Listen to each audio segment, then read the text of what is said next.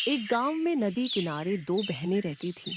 बड़ी बहन कमला का पति कुछ समय से बीमार रह रहा था, इसलिए वो रोज छोटी बहन माया के घर काम करने जाती थी। माया की शादी एक अमीर व्यापारी से हुई थी। वह बहुत कंजूस और लालची थी।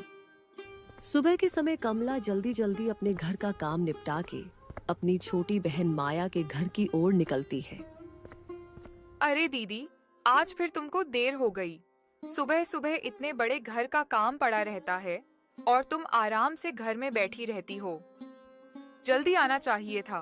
खैर, अब आ ही गई हो तो चलो, काम में लग जाओ। माफ करना बहन, मेरा मुन्ना रात भर रोता रहा पेट दर्द से, इसलिए देर हो गई। मैं जल्दी जल्दी सब काम कर दूंगी। ठीक है, चलो। पहले आंगन और बैठक अच्छे से झाड़ पोंछ दो। घर चमकना चाहिए। उसके बाद रसोई में जाकर सारे बर्तन मांज देना। और हाँ, काम ठीक से होना चाहिए। कमला तुरंत काम पर लग जाती है।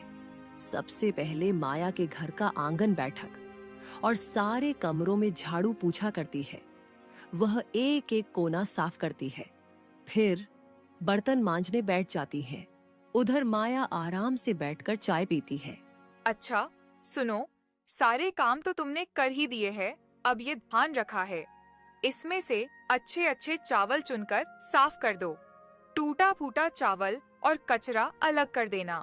मेरे घर में सिर्फ बढ़िया चावल पकते हैं, समझी? और फिर जल्दी से रसोई में जाकर दोपहर का खाना बना देना। कमला चुपचाप बैठकर चावल साफ करती है। फिर रसोई में जाकर खाना बनाने लगती है।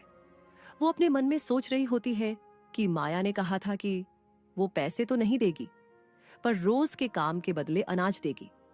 कमला सोच रही थी, इन चावलों में से उसे भी थोड़ा मिलेगा। माया, जैसा तुमने कहा था, मैंने अच्छे चावल और टूटे हुए कंकड़ वाले चावल दोनों अलग अलग कर दिए हैं। तुम देख लो। सारे काम निपटाने के बाद कमला घर जाने लगती है। माया उसे रोकती है। रुको दीदी, ये लो, ये टूटे हुए चावल है। मेरे घर में इसे तो कोई खाता नहीं है, इसलिए तुम ही ले जाओ। तुम्हारे घर में तो ये आराम से सब खा लेंगे। माया टूटा फूटा टुकड़ों वाला थोड़ा सा चावल थैली में डालकर कमला को थमा देती है। कमला ने बिना कुछ कहे चावल लिया और घर की ओर चल पड़ी। आंखों में आंसू थे, मगर होठों पर एक भी शिकायत का शब्द नहीं आया, क्योंकि उसे पता था उसकी मजबूरी और गरीबी में ये चावल भी उसके लिए कीमती है।